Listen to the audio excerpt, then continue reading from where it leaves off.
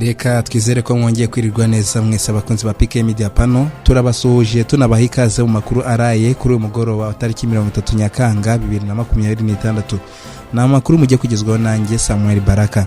Araza kugaruka kuri izi ngingo aho ndibuza kubabwira ko mu karere ka Kayonza yatawe muri yombi akekwaho kwica indaya bararanye. Naho mu karere ka Huye bagitifu bagiye kumena inzoga bakubitirwayo. Mu karere ka Rutsiro uwatemye insina 175 zuwo baguze isambu yatawe muri yombi. Mu mahanga ndabwira ko Wazarendo nayo yasabye kwitabira ibiganiro bizahuza abatavuga rumwe na leta ya RDC. Nanone abantu hafi 10,000 bamaze guhitanwa n'ubushyuhe bukabije mu Budage. Naho Amerika yo yugarijwe n'ibura ry'amaraso ahabwa indembe. Ikaze rero muri aya makuru yacu ku buryo burambuye, ariko niba ari ubwa mbere udukurikiye ibuka gusiga ukanze subscribe, ukande like, unasangiza abandi kugira ngo tujye tubana umunsi ku wundi mu makuru n'ibiganiro byiza tunyuza kuri iyi channel. Reka amakuru yacu tuyahere kuri inkuru yo mu karere ka Kayonza. Babwire ko umusore yatawe muri yombi akekwaho kwica indaya bararanye. Umusore w'imyaka 27 wo mu karere ka Kayonza yatawe muri yombi akekwaho kurarana n'umukobwa w'imyaka 25 wigurisha uzwi nk'indaya akamwica amunize. Ibi byabaye mu rukerera rwo kuri uyu wa kane tariki 30 Nyakanga 2026 mu mudugudu wa Gasogoro mu kagari ka Kayonza mu murenge wa Mukarange mu karere ka Kayonza. Amakuru igihe yahawe n'abaturage nuko uwo musore yageze muri aka karere avuye mu karere ka Nyamagabe, akaba yari yahaje aje gusura mukuru we. Kuwa gatatu ngo yiri wasangira n'uwo mukobwa wicuruza, bigeze nijoro baratahana babyuka bumva ko yamwishe. Umunyamabanga nshingwabikorwa w'umurenge wa Mukarange Murekezi Claude yabwiye igihe ko umukobwa n'uwo muhungu bumvikanye gutahana bakajya kuryamana, bigakekwa ko hari ibyo batumvikanye byatumye yica uwo mukobwa amunize. Umuvugizi wa polisi y'u Rwanda mu ntara y'Iburasirazuba SSP Twizeyimana Hamduni yabwiye igihe ko uwo musore bikekwa ko yishe uwo mukobwa yamaze gutabwa muri yombi nyuma yo kumusanga mu nzu ya nyakwigendera. Ati ku mugoroba uyu musore yarari kumwe n'uwo mukobwa bari gusangira inzoga baranatahana. Bigeze saa 9 z'ijoro hari umuturage wahamagaye polisi avuga ko hari umuturanyi we wumvishe umuturanyi we ataka, arungurutse mu idirishya abona uwo musore ari kuniga uwo mukobwa. Yatubwiye ko yahise aza akinga urugi ashyiramo agakondo ahamagara polisi. SSP Twizeyimana yakomeje avuga ko polisi yahageze isanga urwo rugi rufungiye inyuma ndetse no mwimbere hafungiwemo ingufuri zose barazica, basangamo uwo mugabo ndetse n'uwo mukobwa yapfuye. Yavuze ko yahise atabwa muri yombi ndetse hanatangira iperereza kugira ngo hamenyekane icyatumye amwica. Umurambo wa nyakwigendera wahise ujyanwa ku bitaro bya Gahini kugira ngo ukorerwe isuzuma. Polisi yashimiye abaturage batanze amakuru, ibasaba kujya batanga amakuru hakiri kare kugira ngo ibyaha nk'ibi bikumirwe. Uyu musore bikekwa ko yishe uyu mukobwa we yahise ajyanwa kuri sitasiyo ya RIB ya Mukarange. Reka tuve kuri iyo nkuru yo mu karere ka Kayonza dukomereze mu karere ka Huye. Babwire ko bagitifu bagiye kumena inzoga bakubitirwayo. Umunyamabanga nshingwabikorwa w'umurenge wa Gishamvu n'uw'akagari ka Ryakibogo bakubiswe n'abaturage, umwe muri bo akomereka bikomeye ubwo bari bagiye kumena inzoga zitemewe. Amakuru avuga ko gitifu akagari ka Ryakibogo yatewe amabuye n'abaturage bikamuviramo gukomereka bikomeye mu mutwe mbere yo kujyanwa kuvurirwa mu bitaro by'Ihuye. Mu kindi gitero cyabaye mu cyumweru gishize, gitifu w'umurenge wa Gishamvu Niyibizi Boniface na bamwe mu bo bari kumwe barimo abakozi ba Daso nabo bakubiswe ubwo bari mu gikorwa cyo kurwanya ikiyobyabwenge cya Kanyanga. Amakuru aturuka mu bakozi b'uyu murenge avuga ko aba bayobozi bari bagiye gusaka urugo bakekagamo ko rwengerwamo Kanyanga. Nyuma yo kuyihasanga basohotse basanga batezwe n'itsinda ry'abantu bahita babagabaho igitero. Icyo gitero cyabereye mu mudugudu wa Kigarama, akagari ka Nyakibanda mu murenge wa Gishamvu ku wa kabiri w'icyumweru gishize. Ubwo Umuseke dukesha inkuru wabazaga gitifu Niyibizi Boniface icyo avuga kuri ibi byabaye, yavuze ko ari mu nama asezeranya ko aza kongera kuvugisha iki kinyamakuru, ariko kugeza ubwo inkuru yatunganywaga yari atarabikora. Inzego zisumbuye kuri aba bayobozi nazo zirinze kugira icyo zitangaza kuri ibi bitero. Amakuru kandi avuga ko bamwe mu bakekwaho kugaba igitero kuri gitifu w'umurenge wa Gishamvu nabo bari kumwe bamaze gutabwa muri yombi. So bwa mbere muri aka karere ka Huye humvikanye ibikorwa by'urugomo bikorewe abayobozi b'inzego zibanze. Mu meza nashize gitifu w'umurenge wa Ruhashya nawe yagabweho igitero ubwo yari mu bukangurambaga bwo kumena inzoga zitemewe. tuve mu karere ka Huye dukomereze mu burengerazuba mu karere ka Rutsiro babwire ko watemye insina 175 z'uwo baguze isambu yatawe muri yombi. Nsabayesu Jean Claude w'imyaka 39 wo mu mudugudu wa Nyagahinga akagari ka Sure umurenge wa Mushubati akarere ka Rutsiro afungiye kuri station ya RIB ya Gihango muri ako karere akurikiranyweho kwirara mu rutoki rwa Ntamushobora Jean w'imyaka 55 bamaze imyaka irenga 15 baguze isambu agatemamo insina 175. Hakizimana Venuste utuye muri umudugudu wa Nyagahinga yagize ati Nsabayesu Jean Claude warerwaga na nyirakuru yaje kwitwara nabi aramukubita agiye gufungwa kubw'ubwumvikane bwe n'umuryango we yarasigaranye agurisha igice cy'umurima yari yahawe yishyura amafaranga 75,000 yari yaciwe mu gusubiza nyirakuru icyubahiro kigurwa na Ntamushobora Jean n'ikayi yaguriyeho n'ubu arayifite arayerekana. Akomeza avuga ko Nsabayesu yaje kujya mu biyobyabwenge arabifungirwa afunguwe hashize igihe gito asambanya umwana afungwa igihe kirekire afunguwe ashaka umugore babyaranye abana 2 barananiranwa umugore ajyana abana mu karere ka Rubavu ariho baba n'ubu umugabo asigara wenyine ahinduka umusinzi. Avuga ko Nsabayesu yabonye muri ibi bihe ubutaka buhenze ashaka uburyo yariganya Ntamushobora uwo murima yamugurishije avuga ko ari uwe yahawe n'umuryango atigeze awugurisha. Ntamushobora akavuga ko yawumugurishije n'umuryango we wose uhari akanerekana ikayi yawuguriyeho.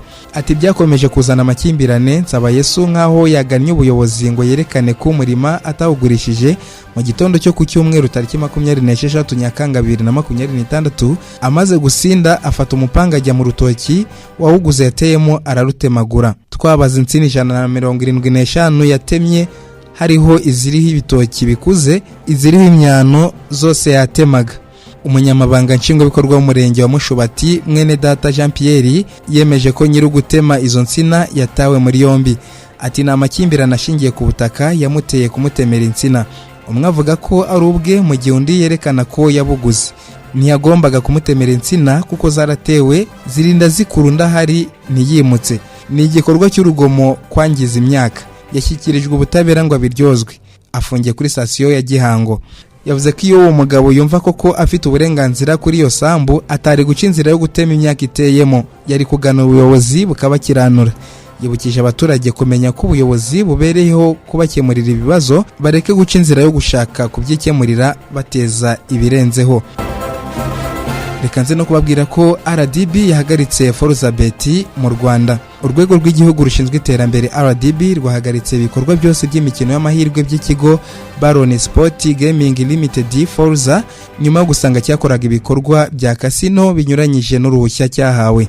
RDB yatangaje ko ibyo bikorwa bihagarara uhereye kuri uyu wa kane tariki 30 Nyakanga 2026 kandi kwirihagarikwa rireba aho iki kigo gikorera hose ibikorwa by'abagikorera no kuvuga aba agenti nibibarizwa kuri murandasi ndetse kigahita gihagarika ibikorwa byacyo byose mu Rwanda kigahagarika kubyamamaza no gukoresha ibyapa byo kwimenyekanisha.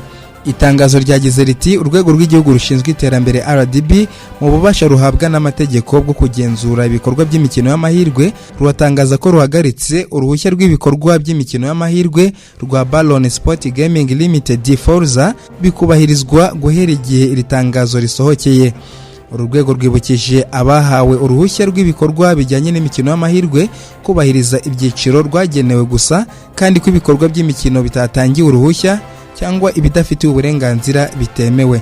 Uru rwego rwongeye gushimangira ko rukomeje kwiyemeza kubungabunga imikorere myiza y'urwego rw'imikino n'amahirwe rukanakurikirana ko ibikorwa muri iyo mikino byubahiriza amategeko no kurengera abayitabira ndetse n'inyungu z'abaturage. Forza Bet cyangwa se Baron Sport Gaming Limited yatangiye gukorera mu Rwanda mu mwaka wa 2020 aho yatangiye gutanga serivisi no kwamamaza imbuga zayo z'imikino y'amahirwe ku mbuga. Hagati ya 2023 na 2025 yatangiye kwagura ibikorwa yongera amashami yayo hirya no hino mu gihugu no gutera inkunga ibikorwa bitandukanye. Amakuru yacu munyemereto yakomereza mu mahanga duhere muri RDC babwire ko Wazalendo nayo yasabye kwitabira ibiganiro bihuza abatavuga rumwe na leta ya RDC. umutwe w'abarwanyi b'inyeshyamba zirwana ku ruhande rw'ingabo za leta ya RDC FARDC witwa Wazalendo watangaje ko ugomba kwitabira ibiganiro bizahuza impande zose muri Repubulika Iharanira Demokarasi ya Kongo, uvuga ko ufite impamvu zikomeye ziwemerera kuba ku meza y'ibiganiro. Aba barwanyi bavuga ko uruhare bagize mu kurinda igihugu no kurwanya imitwe yitwaje intwaro ari rwo rubaha uburenganzira bwo kugira ijambo mu biganiro biteganyijwe bizahuza leta ya Felix Tshisekedi n'abatavuga rumwe nawe. Wazalendo ishimangira ko ibikorwa byayo ku rugamba byagize uruhare mu guhangana n'imitwe yitwaje intwaro ikomeje guteza umutekano muke mu burasirazuba bwa RDC, bityo kwidakwiye gusigara inyuma mu biganiro bigamije gushaka umuti urambye w'ibibazo by'umutekano n'ubwiyunge. Iri tsinda rivuga ko ibiganiro bizaba byuzuye kandi bifite amahirwe yo kugera ku musaruro ari uko bizahuza impande zose zifite uruhare mu kibazo harimo na Wazalendo. Kugeza ubu ubuyobozi bwa RDC ntiburatangaza niba ubu busabe buzemerwa. Reka dukomereza amakuru yacu mbabwire ko abantu hafi 10,000 bamaze guhitanwa n'ubushyuhe bukabije mu Budage. Ikigo cy'ubuzima mu Budage RKI cyatangaje muri raporo yacyo ya buri cyumweru kuri uyu wa kane ko kugeza ubu muri uyu mwaka abantu bagera ku 9,800 bamaze gupfa bazize ingaruka z'ubushyuhe bukabije, mu gihe hateganyijwe ubushyuhe burenze °C 40 mu duce dutandukanye. RKI yavuze ko umubare munini w'abapfa bazize ubushyuhe ari abafite imyaka 75 kuzamura. Nk'uko icyo kigo kibivuga, umubare w'abapfa wiyongera cyane mu byumweru ayo mpuzandengo y'ubushyuhe ibirenze °C 20. Cyongeyeho kiti bityo rero twiteze ko imiraba y'ubushyuhe bwinshi izaba muri iki gihe cy'impeshyi nayo izatuma umubare w'abapfa wiyongera. Mu kwezi kwa Kamena Ubudage bwari bwamaze guhura n'ibihe by'ubushyuhe bukabije burenze urugero, aho mu duce twinshi ubushyuhe bwari kuri °C 40 cyangwa zirenga. Reka dusoreze kuri inkuru ivuga ko Amerika yugarijwe n'ibura ry'amaraso ahabwa indembe. Umuryango utabara imbabare Croix Rouge watangaje ko muri Leta Zunze Ubumwe za Amerika hari ibura rikomeye ry'amaraso ahabwa indembe, ikibazo kibaye ku nshuro ya kabiri mu mateka y'iki gihugu mu myaka 150. Uyu muryango wavuze ko ububiko bw'amaraso bwageze ku rwego rwo hasi cyane, ibintu byatewe n'impamvu zitandukanye zirimo ubushyuhe bukabije n'inkongi z'imiriro byibasiye ibice bitandukanye bya Amerika. Dr. Courtney Lawrence ukorera Croix Rouge muri Amerika yavuze ko amaraso aboneka yagabanyutseho hafi 25% mu kwezi gushize gusa, mu gihe impeshyi ari gihe ibitaro bikenera amaraso menshi kubera impanuka nyinshi z'imodoka n'abakomereka mu bikorwa bitandukanye byo hanze. Croix Rouge niwo muryango munini utanga amaraso muri Amerika, utanga hafi 40% by'amaraso akoreshwa mu gihugu. Uyu muryango watangaje ko muri iki gihe uri gutanga amaraso arenga dushashi 3500 ku munsi kurusha uko bisanzwe bigenda muri iki gihe cy'umwaka, bigatuma ububiko bwawo bugabanuka ku buryo bukomeye. Dr. Lawrence yavuze ko ikibazo gikomeye ari uko amaraso adashobora kubikwa igihe kirekire kuko agira igihe ntarengwa cyo gukoreshwa. Yavuze ko amaraso yatanzwe agomba gukoreshwa mu minsi 42 mbere y'uko yangirika. Muri iki gihe ibitaro byo muri Amerika bikomeje gukenera amaraso yo mu bwoko bwose, ariko cyane cyane amaraso yo mu bwoko bwa O positive. Croix Rouge yavuze ko hari ibitaro byatangiye kugira impungenge kwiribura ry'amaraso rishobora kugira ingaruka ku bikorwa bisanzwe, ndetse bimwe bikaba byatekereje ku kuba byasubiza abarwayi bakeneye ubuvuzi bwihariye ku bindi bigo mu gihe amaraso yaba adahagije.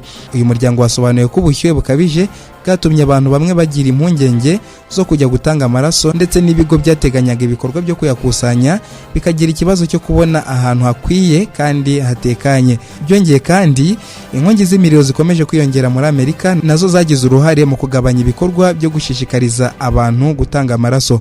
Ni ku nshuro ya kabiri Croix Rouge muri Amerika itangaje ikibazo gikomeye nk'iki cy'ibura ry'amaraso. Ubwa mbere cyabaye muri Mutarama 2022 mu gihe cya COVID-19 ndetse n'ubukonje bukabije bwari bwibasiye Amerika. Munyemerere rero mbashimire mwese mwakurikiye amakuru yacu, aha niho tuyasoreje. Amakuru nakagaruka hano kuri PK Media Panel, aya mwagizwagaho nanjye Samuel Baraka. Mukomeze mubane natwe.